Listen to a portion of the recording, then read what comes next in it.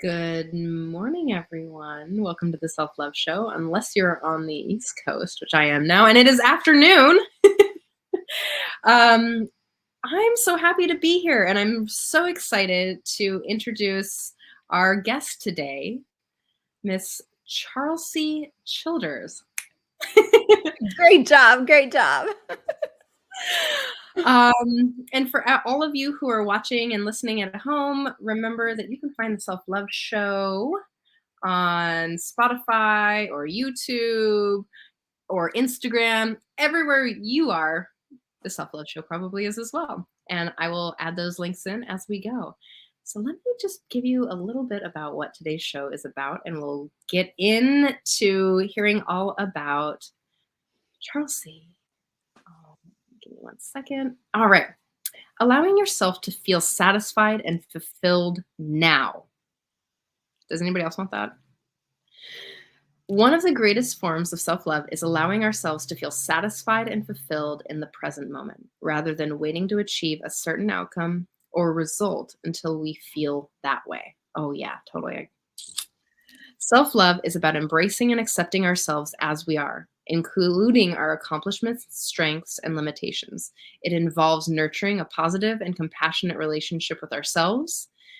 And when we constantly strive for more without allowing ourselves to acknowledge and appreciate what we have already achieved, it can create a cycle of never feeling truly satisfied or fulfilled, which can lead to feelings of inadequacy, self-doubt, and perpetual need for external validation.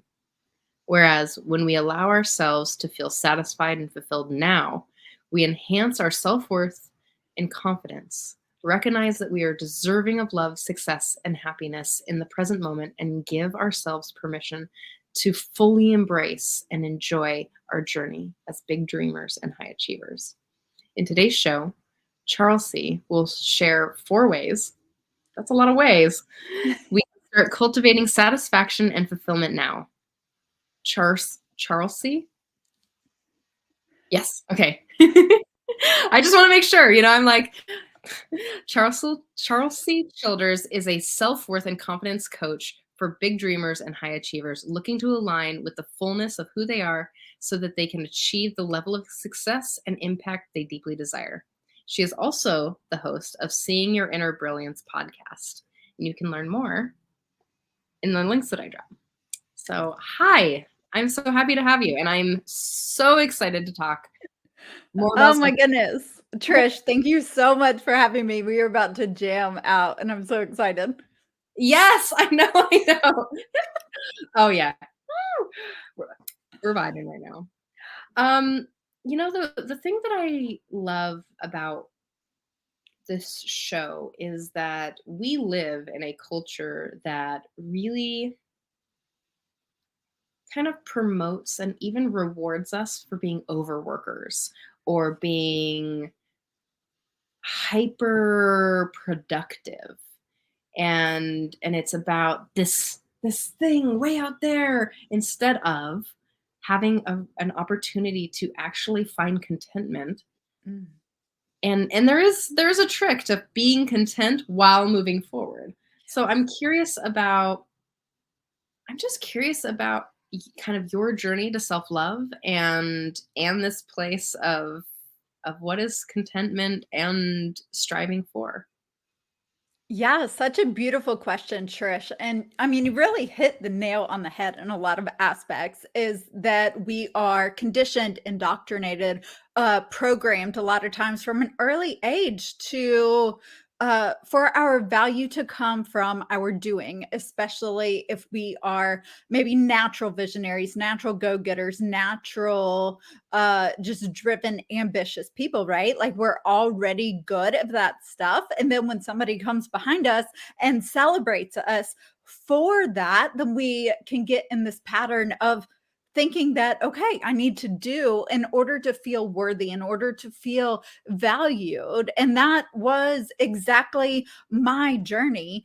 I am the epitome of somebody who did not love myself for who I am and what I was doing, who I was being in that moment. God bless you. God bless you. It was all about when I get there, when I finish my master's, when I get married, when I have kids, when I buy the house, when I do all of these things, then I will feel this way. Another big one is when I start climbing the ladder that I had always dreamed of climbing, the corporate ladder that is. And there was this moment, this very pivotal moment in my life after I had my son. I was expected to go back to work like most of us are 3 months after, and I had this massive revelation, my burning bush moment as Moses did of I am not as happy, I am not as satisfied, I am not as fulfilled as I thought I was going to be. Like, sure, from the outside, everything looks so good, and I was so, so grateful for it. I did really have a great life on the outside and so much to be grateful for. However, the disconnect that I felt inside to those things was undeniable. I knew that, let's say, building my career, I felt like it was going to be more fun. I felt like becoming a mom was going to be more fun. I just, holding things on a pedestal, I, for some reason, convinced myself that once I do these things, I will magically feel a certain way. And as I started checking off those boxes throughout my life, I built enough evidence and repeated enough patterns to be able to recognize and realize that things were not going as well as I thought they would go. So that pivotal moment right there really sparked this journey within myself to figure out what in the world was going on, and why I was feeling such a disconnect and an inner conflict. Absolutely. I have a little story about this. Um, so I don't know if you see it, but I have a nose ring that's made of gold that I had bought long, long, long, long time ago when I was kind of young in my 20s. Shh, don't tell anyone. And I had, I weighed about 180 pounds at this moment. And I had always been sort of teased for my weight by some boyfriends and things like that. It was just really tragic. But I was like, okay, I bought this nose ring. I got my nose pierced when I moved to California, and I was like, something new. And I'm like, okay, when I weigh this thing that I'm supposed to weigh, then I will wear this nose ring. And I held on to it for years. I held on to it for years. And at some point, one of my friends looks at me and I was like, I kind of like, I never showed it to anyone. And I showed it to my friend. And I was like, it's going to be when I, like reach this thing so I can feel this certain way and I can adorn myself. And she looked at me and she's like, why not adorn yourself now? And I sat with that for another 6 months, if you want to know. And I was like, well, why not? And I think that actually adorning myself as I was then was one of the pivotal pieces of me actually accepting who I was to move forward in getting healthier. And that's when I started to get sober, and I went celibate, and I started to lose weight, and I just became a more healthy, happy person because I was choosing now to adorn myself, not some person or place or thing or goal in the future that may or may not come to pass. So I'm really resonant with your journey to self-love. And so many people, including many gurus in the spiritual realm, like Ram Dass or even Alan Watts, they also have that moment. They go to prestigious schools and they get the job and they do the thing and they're like, I did the things, but why am I not happy still? They promised me happiness and success, but now what? So, I love this. So good. So good. You were alluding to so many powerful things. And on an intellectual level, we may get this, right? We may see how we're doing this, but the dangers and how it's destroying who we are on the inside isn't, from my experience, both personally and professionally, it's not always apparent. You know, you putting your nose ring on the shelf, which by the way, I have a nose ring as well, so totally vibing there. But you putting the nose ring on the shelf, for instance, me putting my masters on the pedestal, for example, from the surface and from the outside, those are really great things. Oftentimes, we're encouraged to do that. Buy a dress, buy a certain outfit. So when you lose the weight, you can wear this outfit and you can look beautiful and pretty and all of these things. And so, oh my gosh, yes, let's do it. Let's do it. That's the traditional kind of mindset around that, because in that moment we are experiencing momentary motivation and hits of dopamine, and we're accessing that natural innate internal drive that's within us. However, I feel from my experience, one of the dangers of that is that it's not sustainable. And maybe we don't recognize it in the moment of just how much we are crippling ourselves on the inside, how much we are relying on and depending on external circumstances and giving them more power than our own power within, of loving ourselves and knowing who we are in this moment. It's really when we get to that point of when the dopamine wears off, Yeah. when the momentary motivation of wearing that, there's a shift where it goes from a high to a, why aren't you wearing that outfit by now? Why haven't you lost enough weight to get into those clothes? Why haven't you lost enough weight yet to wear that nose ring? Why, why this? And so we start questioning, we start shaming, we start criticizing. And it's at that moment, just like for me, when I had that pivotal turning point of what's going on? I thought I was going to be successful and satisfied and fulfilled because, God bless you, that's what I was promised. But really, I had been denying those feelings within myself for maybe my entire life. But it wasn't until this big, the earth came out from under me, so to speak, that I realized it. And we don't have to get to that point of a low or realizing that something is wrong before we start shifting things. We can start shifting things now. And that's where our power is. Yes. You might like what my definition of love is. Ooh, let's hear it. So all of these people have heard this before, but I'll tell you the backstory this time. I grew up in a pretty kind of tumultuous childhood, a lot of moving, grew up being taught to be a woman, in this society and what that looks like. Also grew up in Montana, which is kind of tomboyish. And there's, the social beauty standard that has a lot of weight on it. And growing up in the way that we were taught that monogamy looks like, love looks like control or self-abandonment, martyrship. We also taught monogamy as, control, and you give everything and I am your North Star. And this is, up towards, if you're heterosexual, up towards the man. And it took me a long time to really, really look at what is love?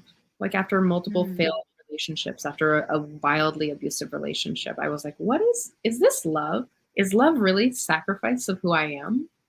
Is that what is love? This overwhelming feeling of passion and lust and obsession.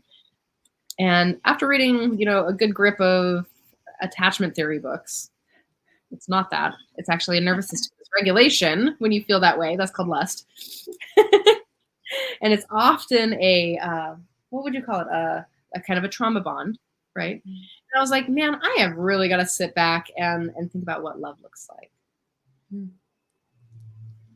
And I took in a lot of information around what does it mean to love a child that comes out as gay?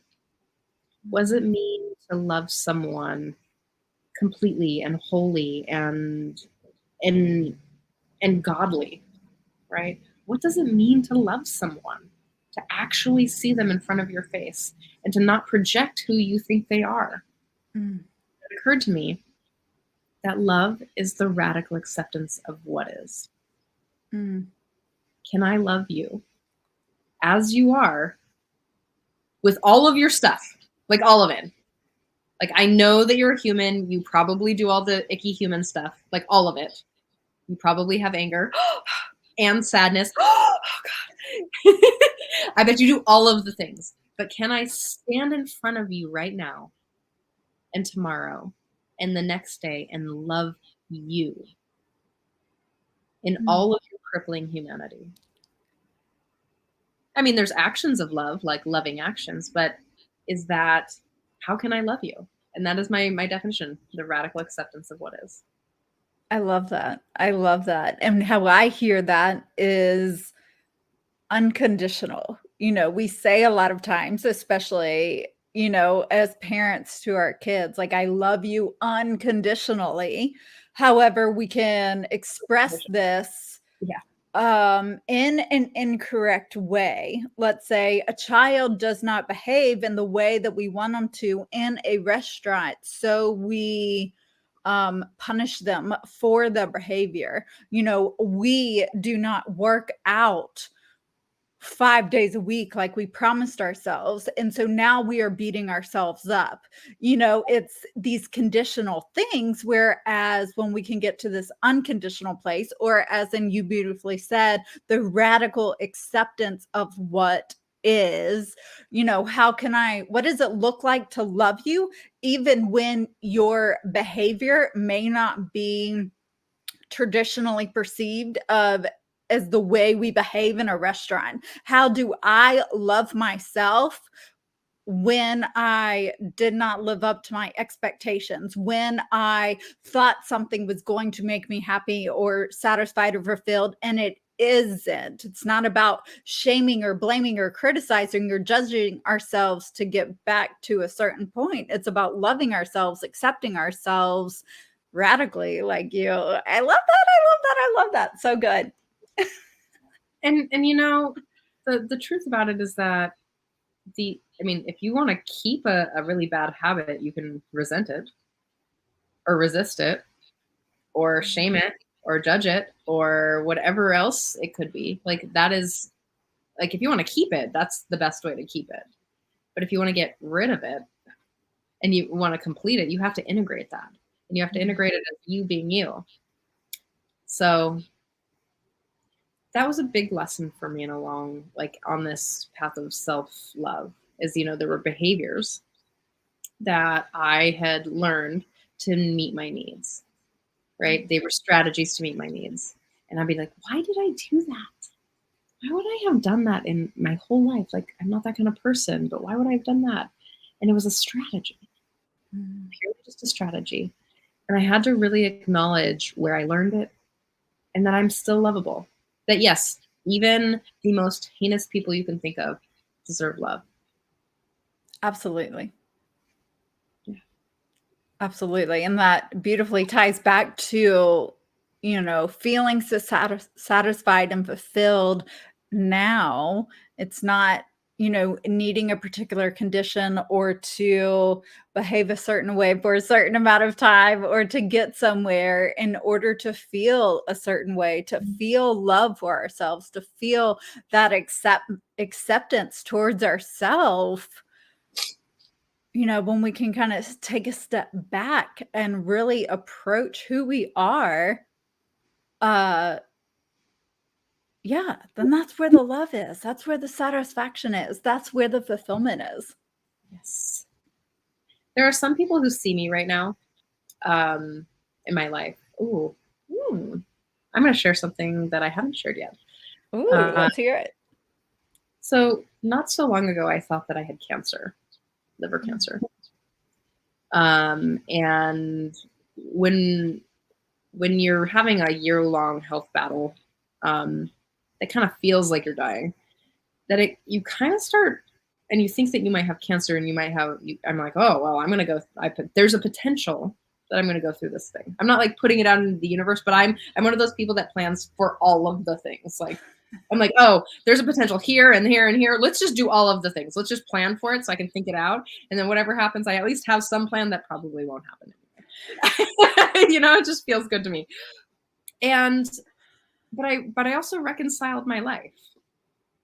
Like, I got to accept what has happened, what it looks like now, what I have and haven't accomplished.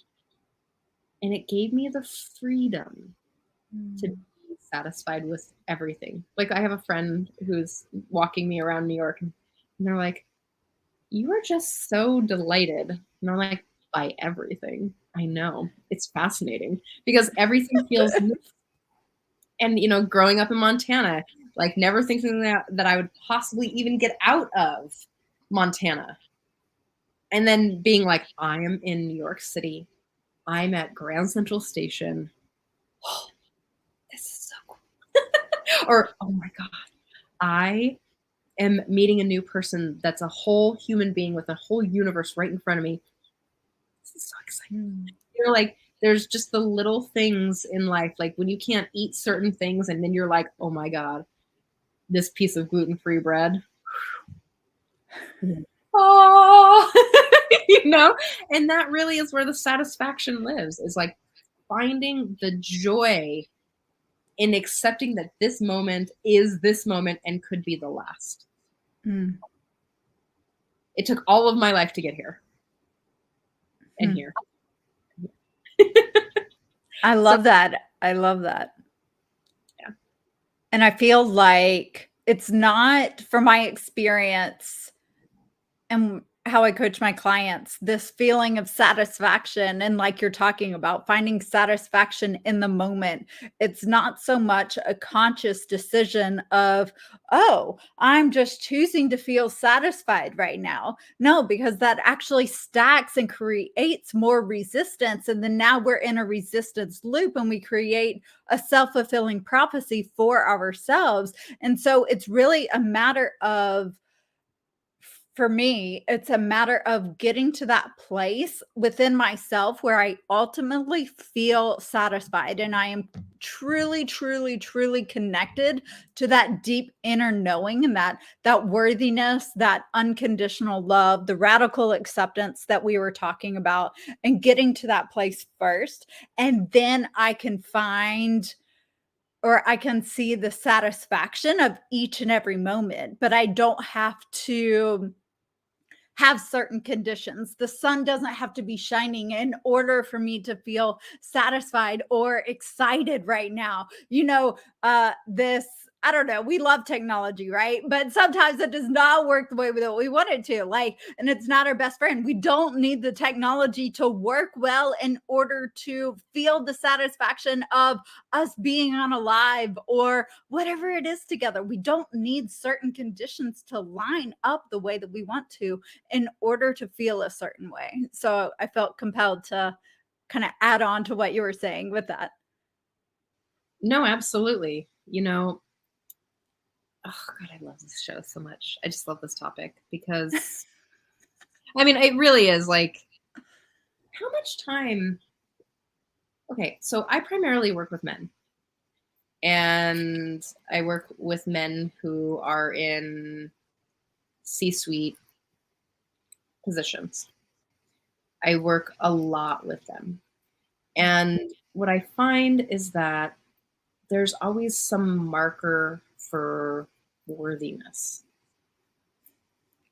And I remind them, you are worthy of love, dignity, and respect just for waking up in this body in this lifetime, just for existing.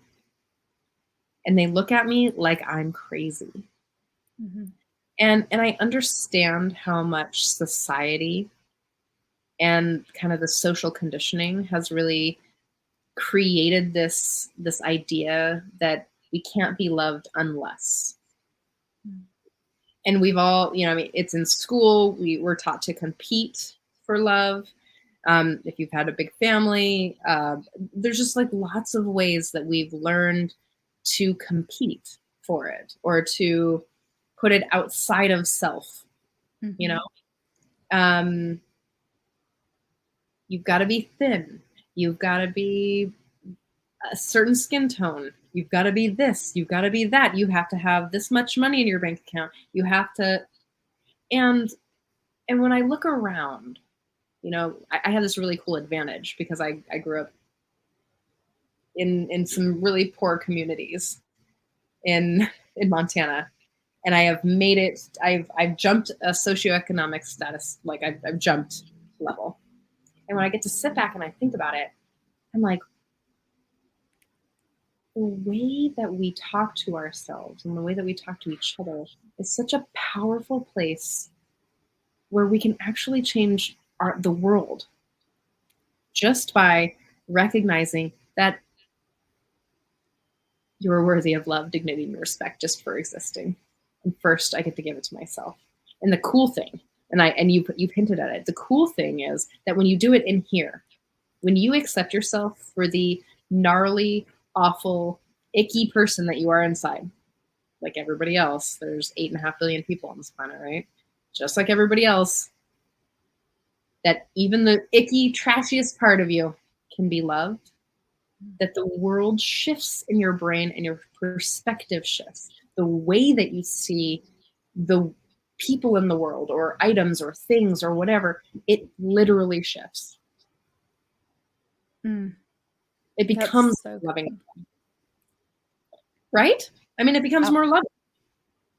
Absolutely. Absolutely. When we can get to the place where we truly know and believe that nothing inside of us and nothing outside of us has to change in order for us to feel validated, confident, fulfilled, valuable, important, significant, successful. If knowing that nothing has to change, do we love ourselves? When we wake up in the morning, and a lot of times, I don't know about you, but my first thought in the morning is not necessarily a positive one. Like, first I'm like, oh my gosh, it's 4:44 again, and my alarm's going off and I'm waking up, or it's, that type of thing with no makeup on, nothing. Like, we're just in our raw selves in the morning. Can we love ourselves in that moment unconditionally? That's kind of what I'm referring to or alluding to here, is that raw, who you are as a person, your strengths, your failures, your mistakes, the things that you naturally like about yourself, the things that you naturally, find beautiful about yourself, just your accomplishments, like just everything, the rawness of who you are. And the visual of when we first wake up in the morning, it's like exactly who we are in that moment. Can we love that person down to our core, down to our essence, the nitty gritty of us? And that's really, okay, I'm going to rant. Do you mind? Rant, go Trish, go. At least I asked for permission this time. Okay. So there are, I was just talking to a sweet person that I met at a coffee shop recently about this exactly. Okay. I'm a sociologist at heart. I'm sure you picked up on that. Like, I love social structure and how it impacts the individual. And I love to dissect how the individual impacts social structure because it's so fascinating. And so we've come through many, many years, millennia, practically, of certain people being in power and telling us how to fit into society. So they have laws, and then there's rules, right? And then there's social norms. And social norms are things that we create in our like local communities, but also are like used, like shame is used in this, and guilt is used here. Like things like this is to shame us or guilt us into. It's like slightly under the law, but it's how to conform to society. It's basically like social norms or how to conform to society so that you get the benefits of this society, right? Well, what that often does, the conformity pieces, is, I mean, so again, well, privilege is one of the things, is how well you get to conform to that society's rules based on some arbitrary whatever things that they've chosen for you to fit into. Now, the sad part of it is that there's so much more humanity. Like the human expression is pretty vast, but we've moralized a lot of bits of it, right? So if you take kind of the moral bad wrong piece out of it, like I'm a bad person because I watched porn once or whatever it could be. If you take the morality out of it and you really stop and look at what it was a strategy for, why like, why did you do that action? And to really look at your strategies for meeting your needs, then you get an opportunity to actually transform your life the way that you want it to be. And you don't, so these social norms also kind of depress creativity, depress who like there's probably certain expressions of who you are. Like, I will never be a size 2. Like, it is just not in the cards. I don't want to be a size 2. I like the thing that's happening in this body right now. Like, it's good. It's good. So, but the world tells me that I'm not wanted, sexy, or lovable because I'm not this size, or I'm not this flexible, or I don't have this much money in my bank, or, I mean, whatever your insecurity is, you add it in why you can't be loved. And just think about who taught you that. Really? Because I'm going to guess that it's not your thought. It's not something inherently natural to you. Because if you were created in God's image, then God is perfect. And I'm certain that that being loves you for all of your mistakes and who you love and why you love and whatever is your fulfillment in the world. What is your kind, loving action? So good. So good. So good. Oh my goodness. And one thing I would love to add on to it, because it was such a huge, you mentioned God. So for me, I could not fully receive the love from a source higher and greater than me because I did not fully love myself. So how could this all-knowing, vast, magnificent source and power love me unconditionally when I didn't love myself? And once I realized that, okay, I am an extension, we are an extension of source, of God, then it is not physically possible to separate the creation from the creator. If God is perfect, if God is loving, then we inherit all of that. We inherit his kingdom. We inherit the abundance, the prosperity, the fulfillment, the satisfaction, the joy,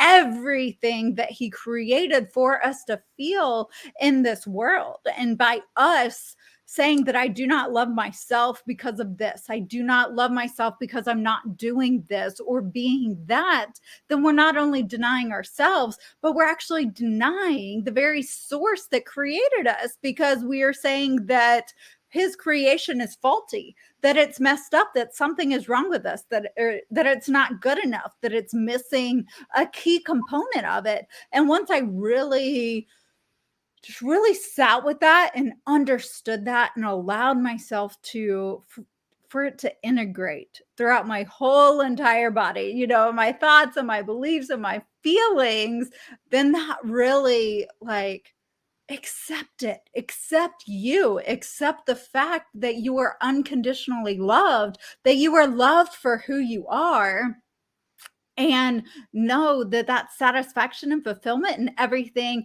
that we want, that we put up here on a pedestal, that is a marker that we have to get to, that if we can accept that was a big thing of feeling satisfied and fulfilled right now, and not needing anything else to change or be or happen in order for me to get there. Love it. Exactly. I love, yes, you cannot separate the creator from the creation, because that's the thing. And that is oh man, I'll totally dive into this, but I'm gonna try not to. Um, is like how do you keep people separate and control them? You tell them and you teach them that they're separate from God and that you'll be Mhm, punished for humanity. mhm. Look what And we do with religion. I know it's a Just saying, just saying, just saying. for control mechanism. It's fantastic. Again, sociology. Let's have a conversation later. Yes, yes, yes. I have a sociology minor, by the way, and Oh, I oh, am fully backed by psychology. So you and I could totally geek out. um, there's just like this way of recognizing that there's a lot of like cliche sayings like follow your bliss and um, you are the divine, and I didn't quite understand them until I really started to look at my self-love journey. I really didn't actually quite get that it was about seeing all of my, I'm going to use this word in quotes, faults or any things that were unlovable were actually just what made me unique, and what made me special is these really sweet moments of like my humanness. It's purely human to have these. Oh, well, would you like to share those 4 ways? Yes, absolutely. Let me riff. Let me let me geek out. All Get it. right. So I coach a lot of big dreamers and high achievers, the natural ambitious ones in this world, the natural ones who have desires and feel called to do a certain thing. And so when it comes to feeling satisfied and fulfilled now, I've identified 4 ways for us to actually do this and to check in with ourselves. And these are things I shared with you earlier about my journey of I had this very pivotal point when I was expected to go back to corporate, and I had this realization that I wasn't as happy, fulfilled, and successful as I thought, or I didn't feel that way as I thought I was going to be. And so over the course of the next about 3 years, I was on an inner journey of unpacking that and getting to this place that Trish and I have been talking about of radical self acceptance and unconditional self love. And so I've identified 4 ways. Now, there are more, yes. However, when it comes to speaking, I love to be practical. And what does this look like in my life? So, the first thing that I really encourage you to check in with yourself on is how do you feel overall with life? Because if we can know and adopt the premise that how we feel now is how we are going to feel then we can really do an analysis and an inventory on if this is it, if this is how I'm going to feel when I achieve my goal, when I finish my degree, when I become, when I lose weight, when I do all of these things, is that where we want to be? Because if it's not, then it's a great opportunity for us to go in and unpack, to discover and be honest with ourselves. Why am I not satisfied? Why am I not fulfilled? Why am I not loving my life? And why am I not loving myself in my life right now? And that kind of brings me to the second point is when it comes to the process, the journey of getting somewhere, of being the person we want to be, of achieving the thing that we want, of bringing our dreams into fruition. When it comes to this journey and this process, how do we feel about the process? Because for example, when I was working on my master's, looking back, I can say that the process, I couldn't wait for it to be over. I would show up early and leave as soon as I could. I would, finish my tests as soon as I could. I would write my essays. I would do all of the things that I needed to do because it was like, okay, 2 more years, a year and a half, a year left, and it was like always on countdown. And so when it comes to the process, like as an entrepreneur and a coach, in getting to my own dream and desires, when I was early on, it was at this place of being resentful. And why can't I already be there? Why can't I already arrive? Why can't I already like feel rich and prosperous and like a millionaire? You know what I mean? Like, why can't I already experience those things? And so this, by just evaluating how you feel about the process. Do you feel like your dream is a burden? Do you feel like where you are is wrong? Do you feel like the things that you're doing are wrong and you need to do other things? It's just a great opportunity for us to check in with ourselves, and through that self-awareness, be able to figure out, well, how can I love the process? How can I enjoy where I am in this moment? What's going on here? But it starts with us being honest with ourselves and looking within. So the first way, let's recap. The first way is, how do you feel overall about life? If knowing that how you feel now is going to be how you feel about yourself and your life, then is that really how you want to feel? Or is there opportunity to kind of up your game, so to speak, in that area? The second one is about the process and the journey. How do you feel about where you are now? Do you feel like it's wrong? Do you feel like you're behind? Do you feel like you're not good enough? Do you feel like this needs to happen in order to feel a certain way?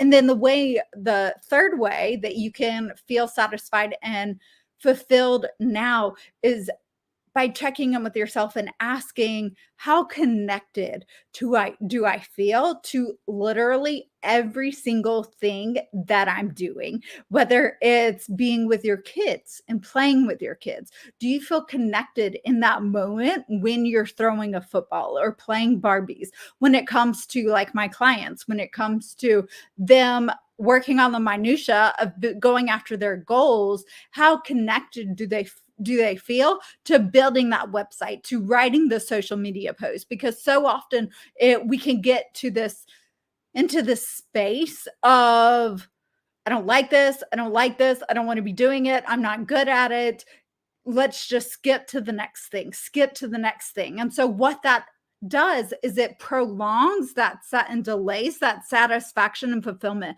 But when we can truly feel connected to every single thing that we do, every single thing that we eat, the words that we say, who we're spending time with, just how we're showing up in our lives, woo, the satisfaction and fulfillment from that is so, so big.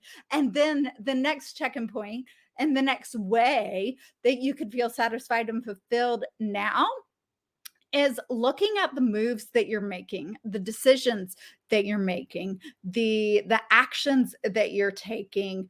Why are you doing those things?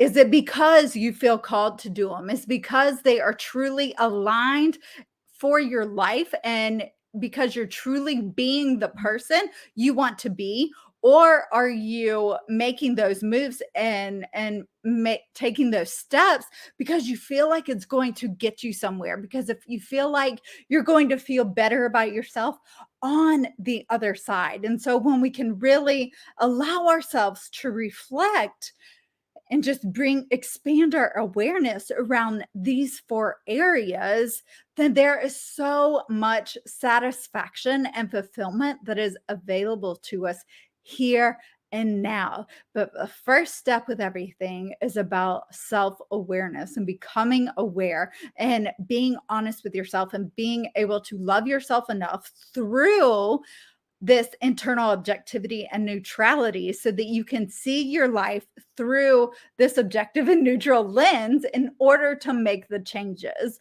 But so often we just make changes, do, hustle, hustle, hustle, thinking that this nice little shiny box is going to be available to us at the end, and that satisfaction and fulfillment is just going to, pop out like Jack in the Box. But just like with me, oftentimes when we get there, it does not work out that way, unfortunately. Unfortunately. And so those are four ways that I really encourage you to, just take a self inventory. Ask yourself those questions. How do you feel about life from a general standpoint right now? How do you feel about the process or the journey? Whether your journey is a weight loss journey, whether it's a career journey, whether it's building your dreams journey, whatever your journey is, how do you feel about that journey? Do you feel wrong for where you are? Do you resent it? Do you feel ashamed? What are those little things hiding under the surface? And then the third thing is, how connected do you feel to everything that you do? How connected do you feel to life? How connected do you feel to yourself? And is it rooted in this place of self-love? Because that's what it is. For me, admittedly, there have been times when I've been playing with my kids and I haven't been present. I've been thinking about my to-do list, or what is coming up, or what I'm going to do next, and I haven't really allowed myself to be present and fully connected in the moment. And so not only I'm not only not offering my kids unconditional love for who they are and bringing the fullness of who I am into that moment, but I'm also not showing unconditional self-love to myself, because my head is all over the place. And then the fourth one is the actions that you're taking, the moves that you're making. Why are you doing them? Is it for the sake of getting somewhere? Is it for the sake of how you're going to feel when you arrive? Or is it from this aligned, rooted and loved, backed by the fullness and your energy and your authenticity of who you are? So yeah, those are the 4 ways. Trish, are you there? Oh yeah, I'm here. Awesome, awesome, awesome. I was just waiting. I don't want to bring you on too early because you might have more to say. Oh, that's true. That's true. That's true. Oh, and I love the 4 ways, and I love simplicity in this sense. I mean, simplicity, but there's a lot of work there. Right. But I feel like from a digestive standpoint, those 4 ways are really okay. I can do that. You know what I mean? It's not full of like, do this, do that, do this, do that, do that. No, we can do this at any given moment, all throughout our day. We don't necessarily have to like sit down and journal for 3 hours and unpack all of this. No, it doesn't have to be painful. It can just be, oh, I'm going to the refrigerator and I'm about to drink something. Why am I drinking it? Or I'm about to turn on the TV and watch something. How connected do I feel to what I'm watching? You know what I mean? So really coming to this place and just asking ourselves those questions and checking in all throughout the day. Such a delicious way to bring that satisfaction and fulfillment now. Yes.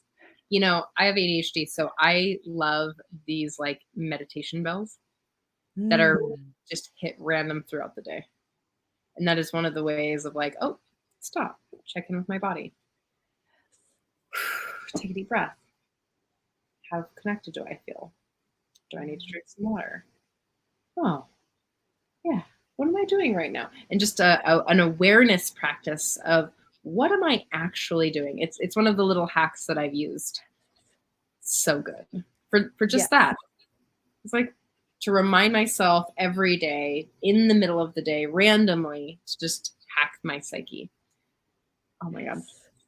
So good. Yes, I do that too when like I don't know. I'm on social media a lot, just like I'm sure you are, with my podcast, posting on Instagram, of course, with threads, And so when I go to make a post, it's like, why am I making this? Is it because I truly feel like I have something to say and something to offer? Or is it because I feel like I need to post because that's what a business guru on Instagram says that I need to post every single day? Like just becoming aware of these things.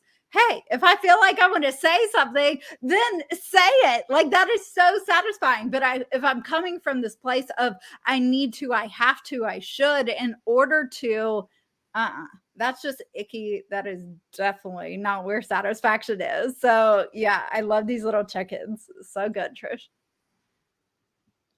better loving through, better living through um, choice. You know, like how much of the Mm. time do we do things out of obligation? Do we stay with someone, or do we go shopping, or do we eat, or do these things out of obligation? And I love that, you know, I've quit a couple jobs because I'm like, these people treat people like shit. You were almost there without cussing. You were almost there. I'm gonna do it again.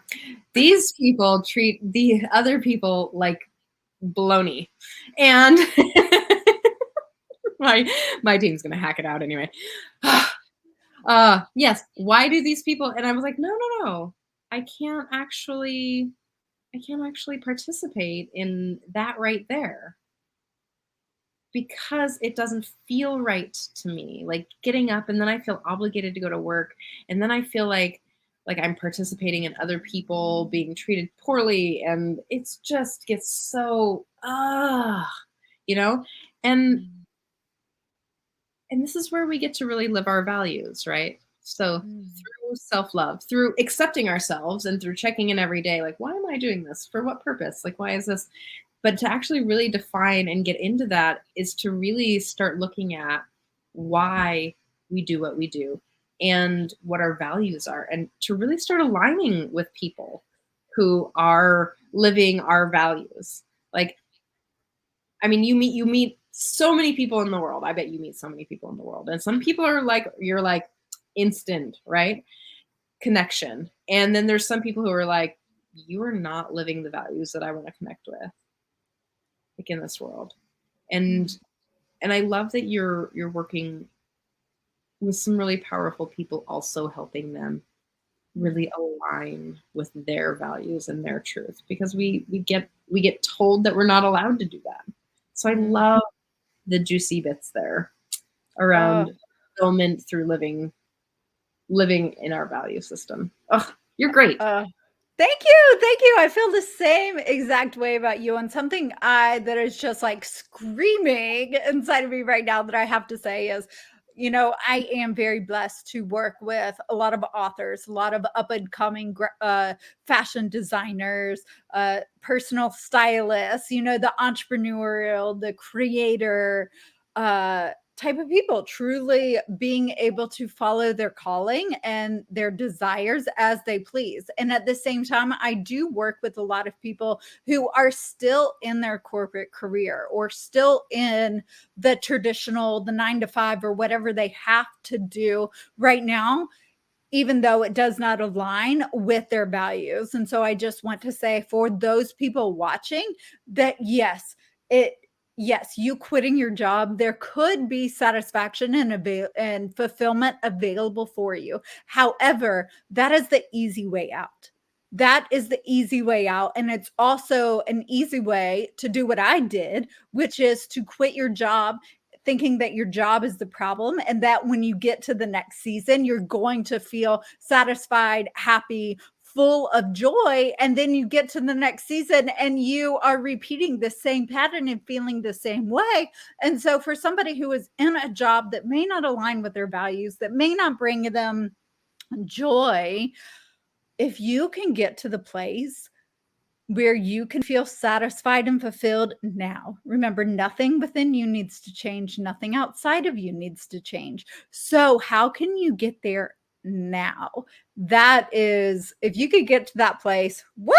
I've seen it before. I've seen it so before. I've actually seen it, even I've witnessed it. I am witnessing it in my husband. When you can get to the place of that, that's when you become unshakable, unstoppable. Nothing can sway you. It doesn't matter if you happen to go into another job you don't like, or you're around people that you do not necessarily naturally jive with. You are solid within. You love yourself within. You love your life within. So Trisha was just screaming at me to add that on there. Yes. No, I love it. That's the whole reason for this show, is that you just get to share what is inspired from your heart, from your soul. And I would love to hear a little bit about how you do that. Tell us about your podcast. Tell us about your work. what can they find on your Instagram? Like, let us know.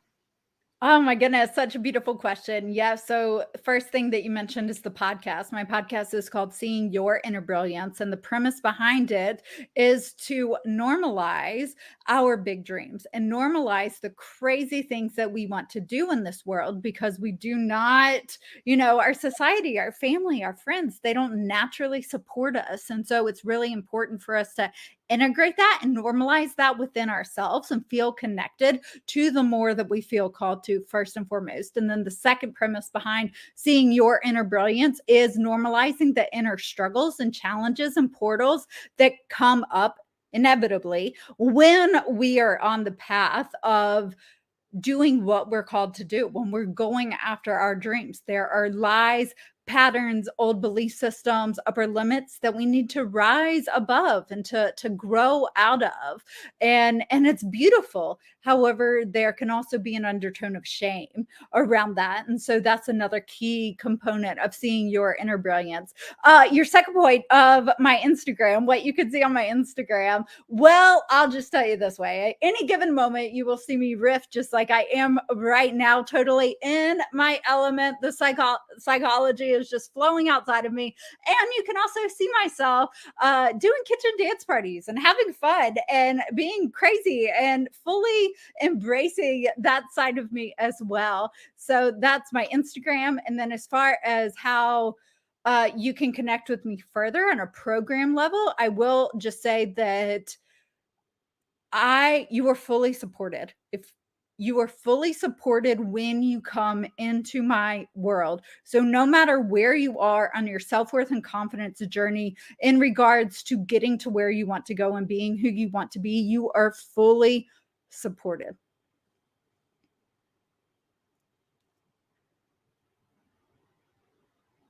I think you're muted. There you go. I was muted. You sound like a best friend, someone who's just like they're supporting and like hand on the back, and I've got you. Got So to. precious and so sweet. Well, I'm going to check out everything, and I'm really excited to have had you on the show today, because I think that your message is incredibly powerful to really help people be who they are and be fulfilled in that. And it's an incredibly powerful gift that you offer. Cue those waterworks, baby. Thank you. Thank you. Thank you. Thank you. Thank you for saying that. Thank you for recognizing that within me. Thank you for allowing me to come into your space and the space that you and Don have so beautifully and amazingly created for us to love ourselves. And I'm sure you can't, you can tell that I am completely biased in how important that is for not only who we are, but the people around us and the world. So you guys, hats off to you. Like, just truly amazing work that you're doing. Well, I don't know if you knew, but so this show came out of the pandemic. There was a moment where I just recognized that everyone had lost their livelihoods, and probably their therapists and their coaches and people.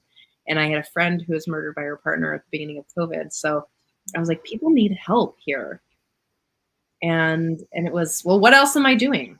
And luckily we had a project that we were working on for 2 years where we were in lockdown, like a project of the heart. And now neither of us will ever, like, this is where we get to ground in every week and have an amazing guest on who is also committed to self-love in the world.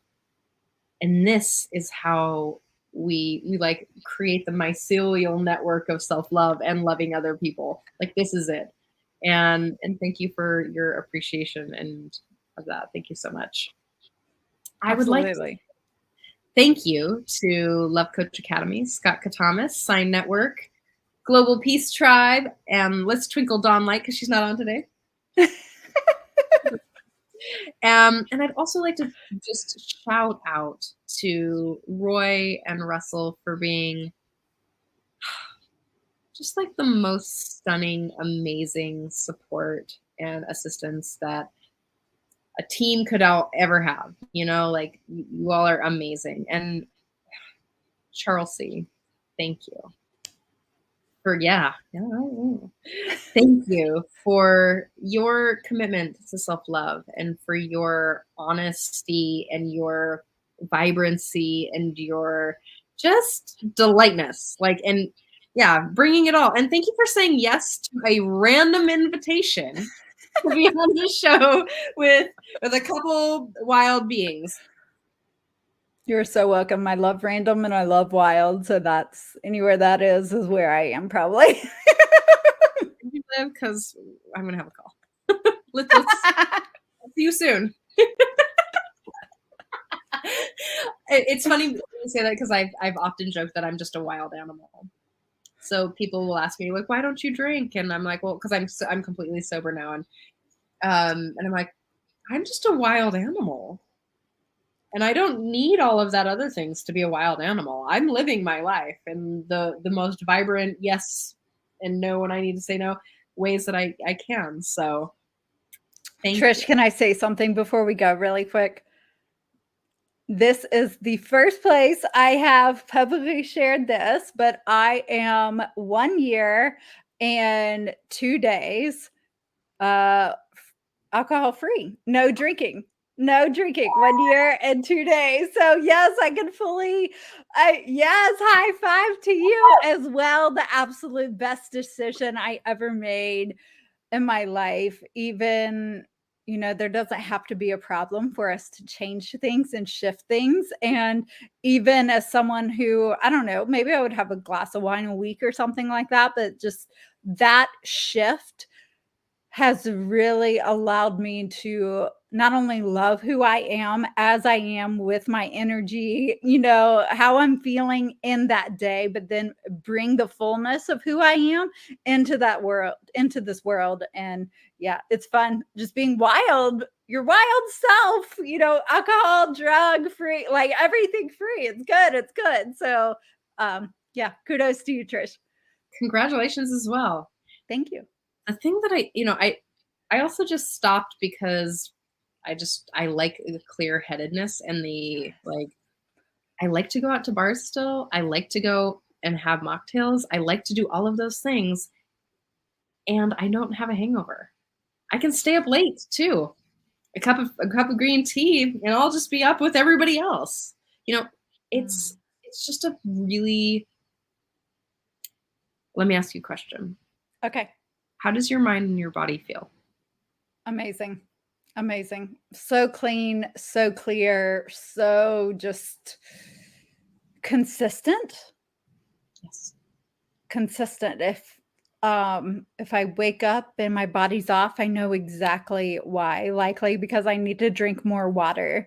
And yeah, so clean and so clear. And I love, all right. So you mentioned mocktails. One of the things I love doing is drinking water in a wine glass at 9 o'clock in the morning, because you cannot drink an actual drink by yourself at 9 o'clock in the morning unless you're going to be stereotyped as an alcoholic, right? But you can't drink water in a wine glass at 9 o'clock. So I would not want to drink wine at 9 o'clock in the morning, anyways. But yeah, that's just it's you.